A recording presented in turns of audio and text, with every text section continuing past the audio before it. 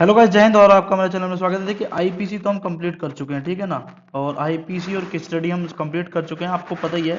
हम 1997 से 2020 तक के जितने भी प्रश्न आए हैं आपके आईपीसी, आरपीसी और एक्ट के, वो हम कर रहे हैं। तो आज आपका कर रहे हैं हम पुलिस एक्ट। पुलिस एक्ट क्या है, पुलिस है यूपी, पुलिस एक्ट क्या है, इससे संबंधित बहुत ही महत्वपूर्ण क्वेश्चन आपको मिलेंगे। और दो क्वेश्चन आपको इसमें से जरूर मिलेंगे, क्योंकि आप पुलिस विभाग में जाने वाले हो। वो पूरे यूट्यूब पर किसी ने नहीं कराया है ये।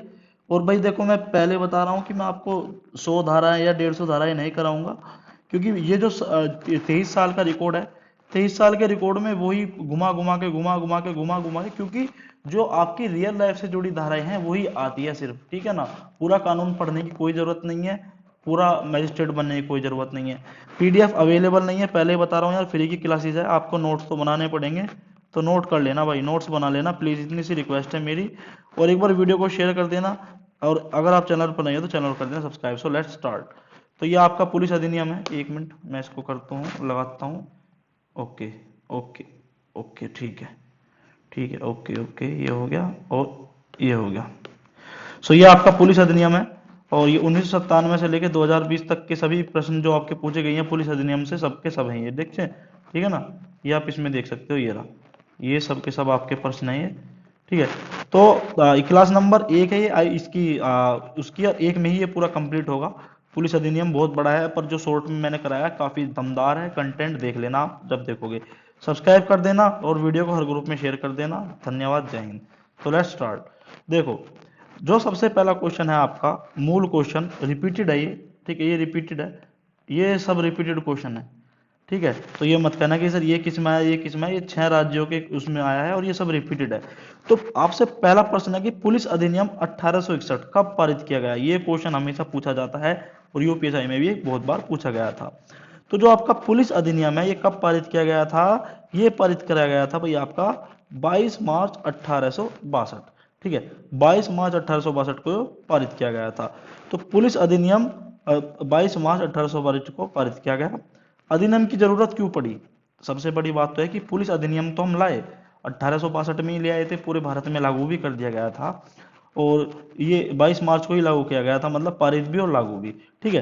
तो अब बात क्या आई कि भाई पुलिस अधिनियम के में जरूरत क्यों पड़ी, अधिनियम के में जरूरत क्यों पड़ी भाई, पुलिस को पुनर्गठित करने के लिए, ठीक है, अपराधों की रोकथाम करने के लिए। अब अगर भाई आप अपराधों की रोकथाम करोगे तो कुछ पावर तो देनी पड़ेगी ना, स्पेशल पावर हर पुलिस अधिकारी को। तो इस अधिनियम का क्या उद्देश्य था कि भाई पुलिस को पुनर्गठित किया जाए, अपराधों की रोकथाम करी जाए, अपराधों का पता लगाने के लिए पुलिस को एक प्रणाली दी गई।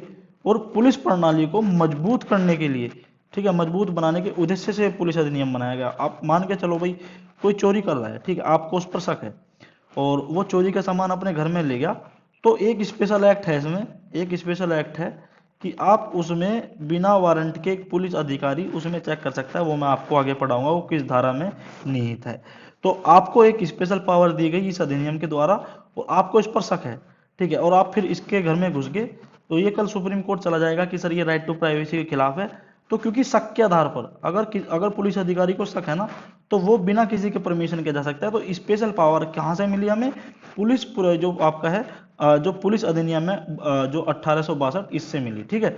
वैसे इसको पुलिस अधिनियम 1861 भी कह दिया जाता है, क्योंकि 1861 में ड्राफ्ट होना शुरू हुआ था। पर इसकी जो ड्राफ्टिंग डेट है वो कहीं भी किसी भी किताब में नहीं लिखी गई, और ना ही इसका कुछ कि किसने ड्राफ्ट किया था, ना ही किसी का नाम लिखा गया है इसमें। और ये बिल्कुल जब पास किया गया कि जैसे लॉर्ड मैकाले ने आईपीसी वगैरह की ये पूरी ड्राफ्टिंग कमेटी बनाई, ये करा वो करा, पर जो पुलिस अधिनियम है ये किसने ड्राफ्ट किया कुछ पता ही नहीं है किसी का कुछ भी, ठीक है। तो जो पुलिस अधिनियम है, जो ड्राफ्ट कमेटी बैठी थी इसकी 1861 में, पर जो पारित हुआ था और पास हुआ था ये हुआ था 1262 में। तो इसको पुलिस अधिनियम 1862 भी बोल देते हैं और पुलिस अधिनियम 1861 बोल देते हैं। आपसे प्रश्न सिर्फ यही पूछा जाएगा कि ये कब पारित हुआ था, ठीक है।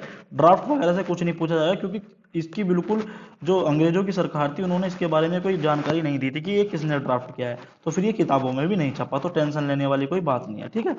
दूसरा क्वेश्चन देखें, उत्तर प्रदेश पुलिस संशोधित अधिनियम 2021 में कब आरंभ या लागू होने की तिथि बताओ, मतलब कब लागू हुआ उत्तर प्रदेश पुलिस संशोधित। संशोधित क्यों, क्योंकि देखो 1862 में तो पूरे भारत में ही लागू हो गया था, तो फिर उत्तर प्रदेश में भी लागू हो गया था। फिर इसको जो पुलिस अधिनियम है, इसको फिर उत्तर प्रदेश पुलिस अधिनियम एक्ट के तहत संशोधन किया गया 2001 में। तो इसकी जो लागू होने की तिथि है वो क्या है, 10 अगस्त 2001। तो 10 अगस्त 2001 को उत्तर प्रदेश पुलिस अधिनियम लागू हो गया था, ठीक है, लागू हो गया था। तो ये आपका रिपीटेड क्वेश्चन है, और आप यूपी का ही एग्जाम दोगे तो ये पक्का आएगा आपका कि आपसे पूछ लेगा उत्तर प्रदेश पुलिस संशोधित अधिनियम 2001 कब लागू हुआ, तो 10 अगस्त 2001 को ये लागू हो गया, संशोधित हो गया। संशोधन क्या हुआ था वो मैं बाद में बताऊंगा, ठीक है। अब आगे चलो, तो ये सवाल देखो, इसका भी है, ये सवाल कॉन्स्टिट्यूशन का भी है, ठीक है ना। कॉन्स्टिट्यूशन में भी, जब आप संविधान पढ़ोगे तो संविधान का भी ये सवाल है, संविधान में ही पूछा जाता है क्या कि पुलिस प्रशासन किस सूची का विषय है। ये हर किसी को पता होगा, ठीक है, इसमें कोई बताने ज़्यादा बड़ी बात है नहीं। तो पुलिस प्रशासन राज्य की सूची है, ठीक है। आपको 3 ऑप्शन दे दिए होंगे, मतलब ये मैंने सीधा लिख दिया, इसका एमसीक्यू नहीं लिखा क्योंकि टाइम ज़्यादा लगता है। फिर एमसीक्यू 4 दे दिए थे कि भाई सेंट्रल का, केंद्र का, स्टेट का या कॉन्करेंट का। तो आपको 3 ऑप्शन दे दिए थे, तो आपको कॉन्करेंट पे साइन करना था, मतलब क्लिक करना था, ऑनलाइन एग्जाम होगा। तो पुलिस प्रशासन राज्य सूची का विषय है, खैर ये तो हर किसी को पता है। अतः पुलिस अधिनियम की उद्देशिका को लागू करने का दायित्व भी राज्य को दिया गया। ऐसा था, जब आपका 1862 ये अधिनियम आया, तो 1862 अधिनियम में ये कहा गया कि भाई पुलिस जो है राज्य का विषय है। तो पुलिस अधिनियम पर अगर कोई राज्य सरकार अपनी तरफ से कुछ संशोधन करना चाहती है तो उसको सेंट्रल, मतलब केंद्र सरकार की अनुमति लेने की जरूरत नहीं है, ठीक है, केंद्र सरकार की अनुमति लेने की जरूरत नहीं, क्योंकि भाई पुलिस उसका है, राज्य का है। तो इसमें पुलिस अधिनियम की उद्देशिकाओं को लागू करने का दायित्व भी राज्यों को दे दिया गया, और इसी वजह से जो है आपका उत्तर प्रदेश पुलिस संशोधन अधिनियम 2001 को पारित हुआ, ठीक है। कितना अच्छा सवाल है। आपसे पूछ सकता है कि भाई जैसे ये पास हुआ था, तो अगर हम पुलिस अधिनियम में कोई राज्य बदलाव करना चाहता है तो क्या उसको केंद्र की वो मतलब एक तरह से अनुमति लेनी पड़ेगी कि भाई जैसे हम कोई वो करे, तो नहीं लेनी पड़ेगी, क्योंकि ये स्टेट का वो है, राज्य सूची है पुलिस अधिनियम। तो कोई भी राज्य इसमें कर सकता है अपने हिसाब से। अब उत्तर प्रदेश कुछ और कर दे, हरियाणा कुछ और कर दे, तो सब राज्यों को पूरी छूट है कि वो पुलिस अधिनियम में कुछ भी संशोधन कर सकते हैं। तो देखो कितना अच्छा सवाल था ये, ठीक है। तो ये तो आपने खैर बहरहाल पढ़ ही लिया होगा, हर जगह पढ़ते हैं लोग, जो लोग तैयारी करते हैं कि भाई पुलिस अधिनियम ये आपका है राज्य सूची का विषय। तो नेक्स्ट क्वेश्चन देखें, तो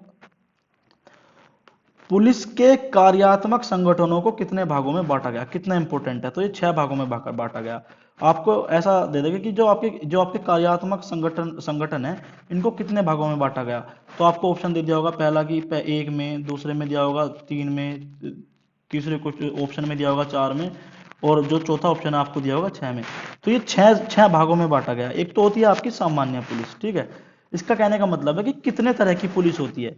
अगर आप देखो तो एक तो होती है आपकी सामान्य पुलिस, जो सामान्य प्रशासन में योग है, मतलब योगदान, ठीक है, इसका जो है।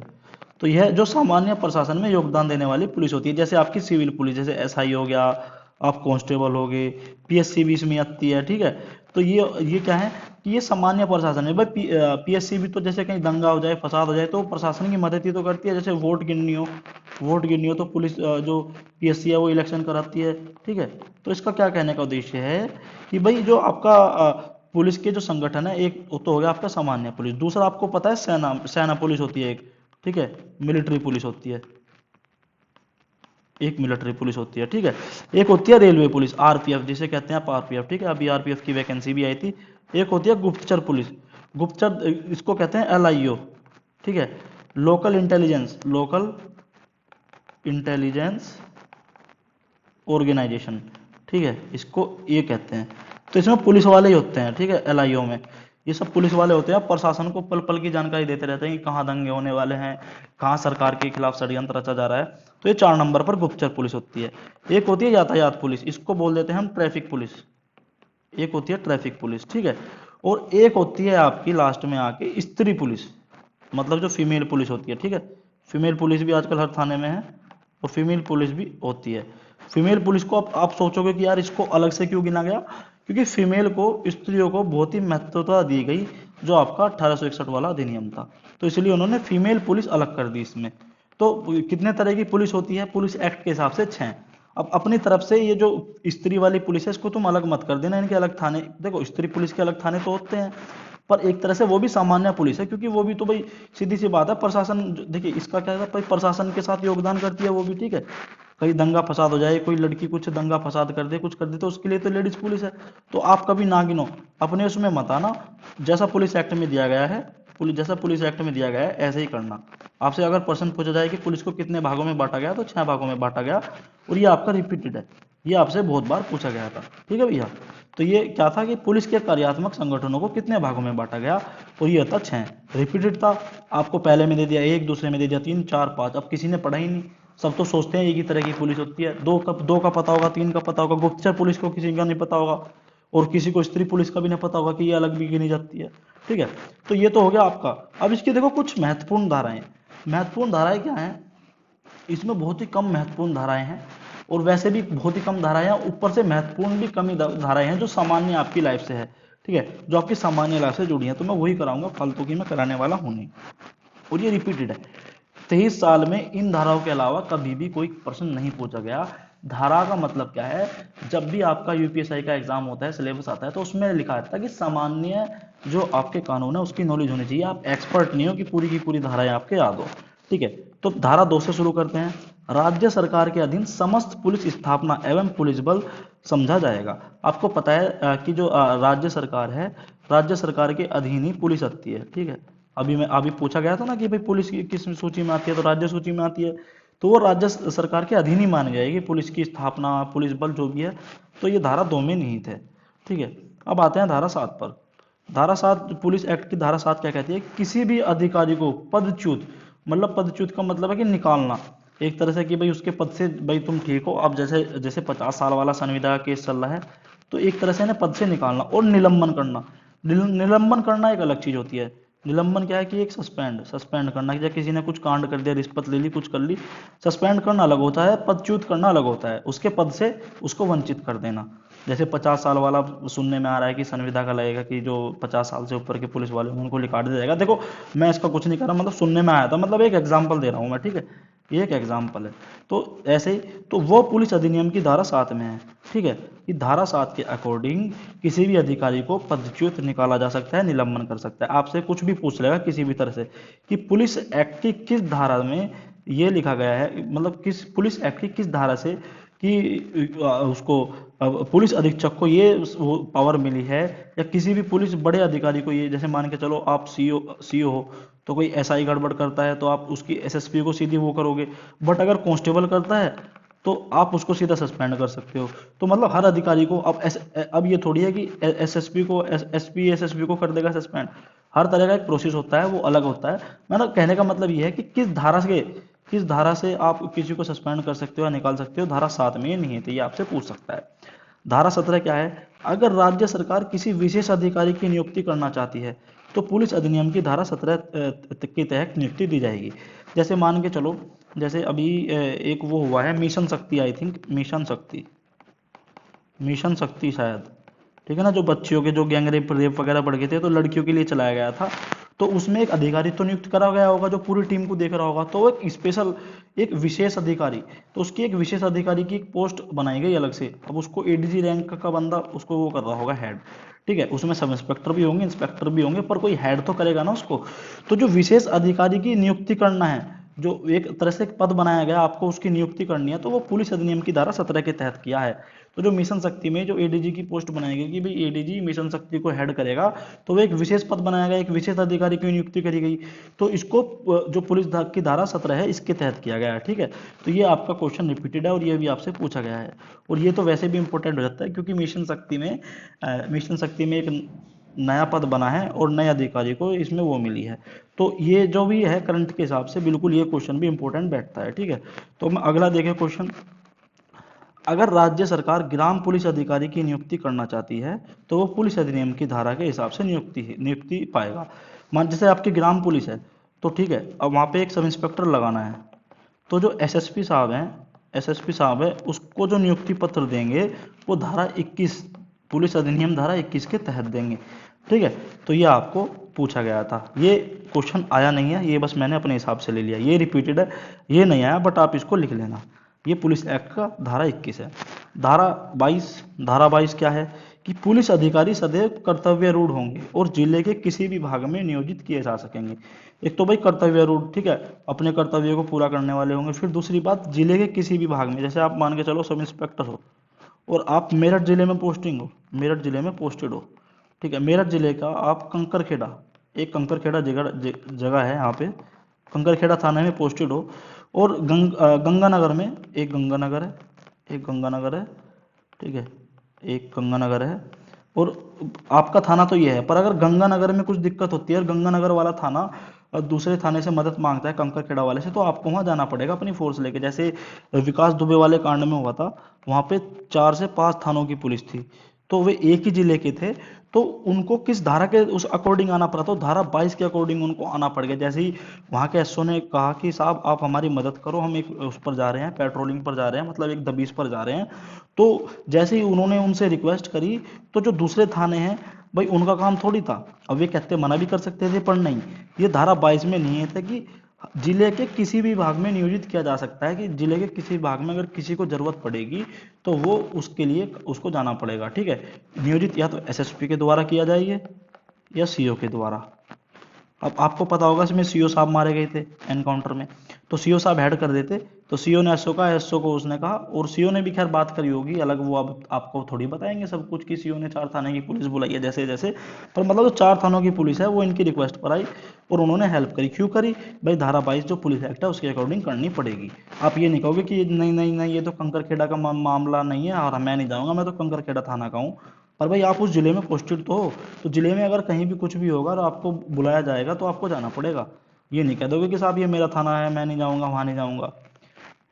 धारा 36 देखो, कोई भी व्यक्ति एक ही अपराध के लिए 2 बार दंडित नहीं किया जाएगा, यह एक स्पष्ट प्रावधान है। तो ये धारा 36 में है, नॉर्मल सी बात है, ये आपका कॉन्स्टिट्यूशन संविधान में भी दिया गया है कि कोई एक व्यक्ति एक एक अपराध के लिए 2 बार सजा नहीं पाएगा, और ये आपका आईपीसी में भी है, ये आपका सीआरपीसी में भी है, ठीक है। तो धारा 80 की देखते हैं, धारा 80, धारा 80 है, खोज करने, तलाशी लेने, प्रवेश करना आदि की पुलिस अधिकारी और अन्य अधिकारियों की शक्ति का वर्णन इस धारा में है। मैंने अभी से स्टार्टिंग में बताया था ना कि जैसे आप ऐसा सब इंस्पेक्टर हो, ठीक है, एक मिनट, सब इंस्पेक्टर हो और कोई बंदे पर आपको शक है कि यार ये चोरी करके ले गया और वो अपने घर में चला गया, उसने अपने घर में सामान रख लिया, तो आपको वारंट लेने का समय नहीं है भाई, आपको शक है इस पे कि भाई ये बाद में खपा भी देगा, मैं वारंट लेके आऊंगा इसका मजिस्ट्रेट से जैसे भी लेके आएगा, तो वो डायरेक्ट इसमें चला जाता है कमरे में और तलाशी लेता है, भले ही पकड़ा जाए। ये बंदा पहुंच जाता है सुप्रीम कोर्ट की, सर ये राइट टू प्राइवेसी के खिलाफ है, तो सब इंस्पेक्टर कहेगा कि साहब मुझे इस पर शक था इसलिए मैं वहां पे गया, और ये धारा 80 में इसको पूरी छूट दी गई है, पूरी शक्ति दी गई है, इसीलिए तो बनाया गया था पुलिस एक्ट की भाई स्पेशल पावर दी जाए पुलिस को, स्पेशल पावर देने के लिए तो पुलिस एक्ट बनाया गया तो खोज करने की, अगर कोई शिकायत लेकर आता है कि भाई मुझे मेरा ये खो गया, तो उसको खोज करने की शक्ति है, तो उसको किसी के घर की तलाशी भी लेने की शक्ति है। मान के चलो कोई गाड़ी लेके आ रहा है, ठीक है, रोड पर एक सब इंस्पेक्टर खड़ा है, ठीक है, तो उसे लगता है कि यार इस गाड़ी में कुछ ना कुछ हो सकता है और उसे शक होता है, तो वो तलाशी ले सकता है। आप ये नहीं कहोगे कि साहब मैं सुप्रीम कोर्ट में आपको केस करूंगा कि भाई राइट टू मूवमेंट की, भाई हमें आने जाने की पूरी आज़ादी है, आप हमें रास्ता रोक रहे हो हमारा, तो आप इसमें कुछ नहीं कर सकते। प्रवेश करने की, किसी के घर में प्रवेश भी कर सकता है अगर उसको शक है, तो ये तो ये धारा 80 में दिया गया था और ये रिपीटेड है, ठीक है ना, ये रिपीटेड है। आपसे क्या पूछेगा वो कि किस पुलिस एक्ट के किस धारा में पुलिस अधिकारियों को शक्ति दी गई कि वो किसी की भी घर की शक के दौरान, मतलब शक पड़ने पर वो तलाशी ले सकता है, तो ये है आपका धारा 80, और ये बहुत इंपॉर्टेंट धारा है, ये धारा 80, एक मिनट मैं इसका हटा दूं, धारा 80 बहुत इंपॉर्टेंट धारा है, ठीक है, तो इसको भाई नोट कर लेना, इसको आप भैया इसको नोट कर लेना, ठीक है, ये बहुत इंपॉर्टेंट धारा है। तो ये तो धारा होगी खत्म, इसमें अब देखो क्या है, सवाल इस तरीके से पूछा जाएगा, अभी इसमें अभी बच रहा है, अभी किसकी मत करना, अभी पुलिस एक्ट बच रहा है। सवाल देखो इस तरीके से पूछा जाएगा कि पुलिस अधिनियम की किस धारा में पुलिस अधिकारी को खोज करने, तलाशी लेने, प्रवेश करने की शक्ति दी गई है, तो ये धारा 80, मतलब इस तरीके से ये सवाल पूछा जाएगा, ये हर किसी का है, ये धारा से जो मैंने पढ़ा है, और ये रिपीटेड क्वेश्चन है, ये रिपीटेड क्वेश्चन है, हर जगह ये पूछा गया है। पुलिस एक्ट पूरे भारत में लागू है, तो ये पता क्या है, ये झारखंड में पूछा गया, छत्तीसगढ़ में, मध्य प्रदेश में, बिहार में, हर जगह पूछा जाता है, ठीक है।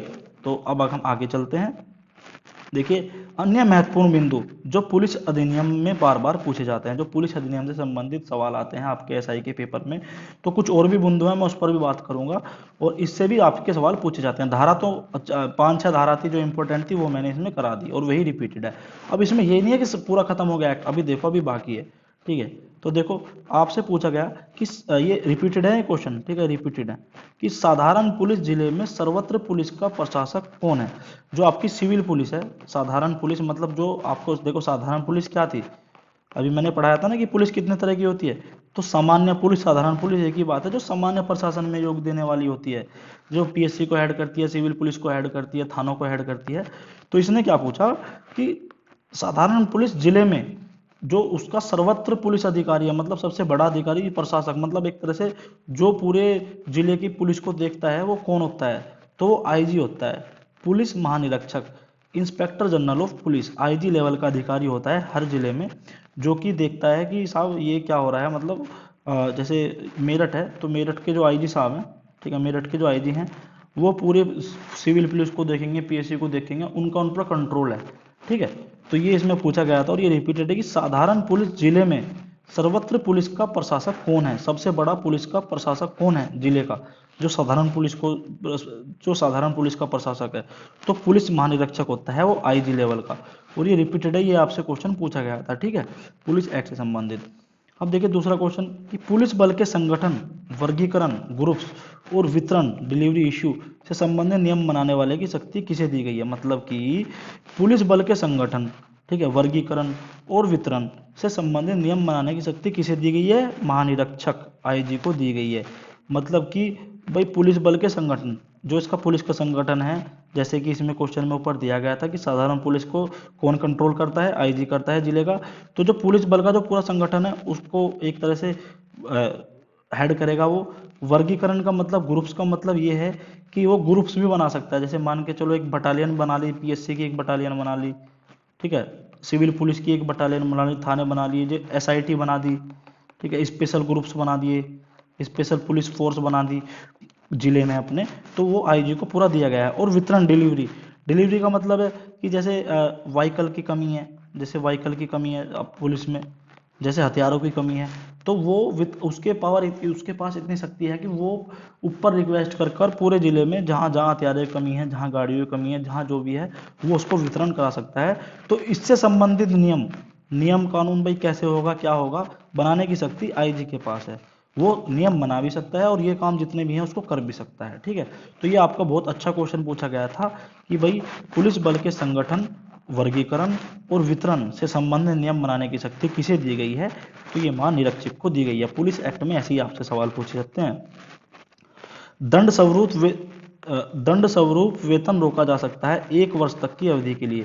आपने देखा होगा कभी कभी किसी को सजा मिल जाती है कि भी इसका 7 दिन का वेतन काट लो, 1 महीने का काट लो। अगर वो कुछ मतलब अनुशासनहीनता करता है तो अधिकारी ऐसा कर देते हैं काफी बार। तो ये कितने टाइम तक के लिए काटा जा सकता है, मतलब 1 वर्ष तक के लिए अगर कोई अधिकारी चाहे ना, तो किसी का 1 वर्ष तक की अवधि का वेतन काट सकता है या रोक सकता है, ठीक है। मतलब कि एक साल तक इसको कोई वेतन ना दो, तो कितनी शक्ति है अधिकारियों के पास, ठीक है। ये आईजी के पास इतनी शक्ति होती है, आईजी एसएसपी कोई भी कर सकता है इसको, जो गैजेटेड ऑफिसर होता है वो कर सकता है इस काम को, ठीक है। तो दंड स्वरूप वेतन रोका जा सकता है, 1 वर्ष तक भी किसी का वेतन रोक सकते हैं।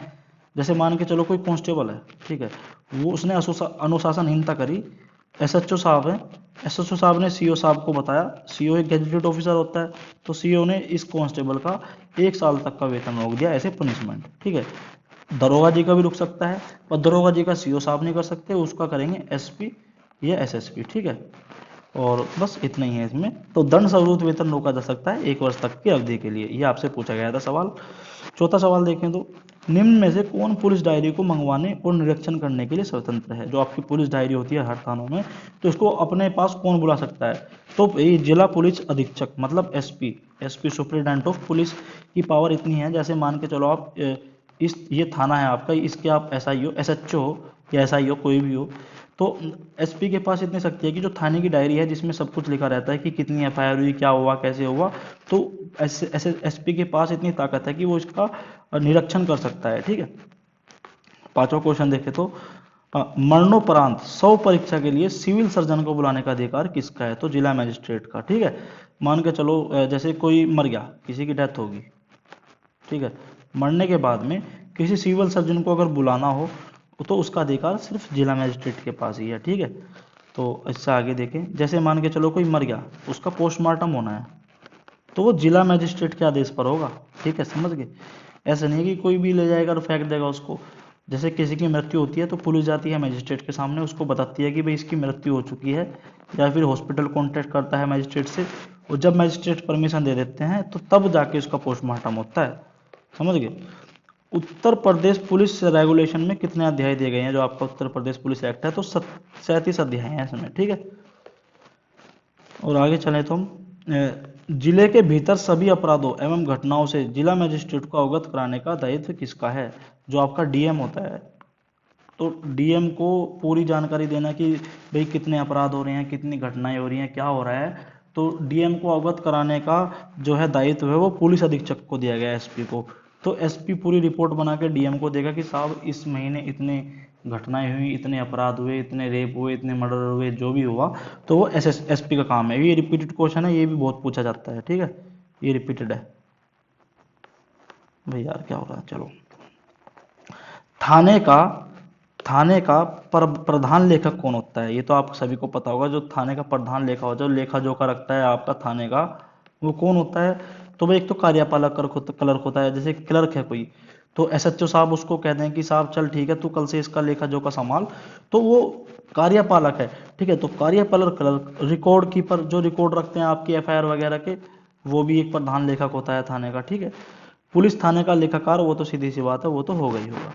तो ये आपसे पूछा गया था। तो ये आप देखो, नौवां क्वेश्चन है आपका कि पुलिस अधिकारी किसकी इजाजत से त्यागपत्र दे सकता है? तो जिला एसपी। अभी एक देखा होगा आपने, एक सब इंस्पेक्टर था, तो वो नौकरी 2016 वाली वैकेंसी का था। ट्रेनिंग होते ही जैसे ही उसको वो मिली, तो उसने क्या काम करा, वो परेशान हो गया 2-3 महीने में अंडर ट्रेनिंग पर ही, तो उसने क्या काम करा, एसएचओ को दे दी त्यागपत्र। अब एसएचओ की पावर, एसएचओ के पास इतनी शक्ति नहीं है, तो उन्होंने उसको वापस कर दिया कि भाई तू एसपी को जा और एसपी को जाकर त्यागपत्र दे अपना। तो सब इंस्पेक्टर वो एसपी के पास गया, अपना त्यागपत्र दिया, त्यागपत्र एसपी साहब ने एक्सेप्ट किया, और तब जाकर वो अपना त्यागपत्र दिया, मतलब उसने सर्विस से त्याग लिया। तो त्यागपत्र किसकी इजाजत, किस मतलब पुलिस अधिकारी किसकी इजाजत से त्यागपत्र दे सकता है? तो ये जिला अधीक्षक एसपी की इजाजत से दे सकता है। ठीक है, तो भाई देखो ये था आज की क्लास। आपको बताओ कैसी लगी, सब्सक्राइब कर देना अगर आप चैनल पर नहीं हो तो प्लीज़, और इस वीडियो को शेयर कर देना। देखो मोटिवेशन मुझे चाहिए, मोटिवेशन के लिए आप क्या करो कि यार शेयर कर दो। देखो फ्री ऑफ कॉस्ट है, आपसे कोई पैसा तो मांगा नहीं जा रहा। ठीक है, तो इस वीडियो को आप हर ग्रुप में शेयर करो ताकि ज़्यादा से ज़्यादा लोगों का फ़ायदा हो। जो लोग एक तरह से पूरी एक्ट के नाम पर किताब पढ़ते जा रहे हैं, तो कम से कम उन्हें कुछ फ़ायदा तो मिले, कुछ राहत तो मिले। और अगर आप मेरे साथ मुझे इस वीडियो को शेयर करोगे, अच्छा रेस्पॉन्स दोगे, तो मैं इसमें आगे भी पूरी मेहनत से और लगन से काम करूँगा, क्योंकि मुझे मोटिवेशन मिलेगा। धन्यवाद। जय हिंद, जय भारत।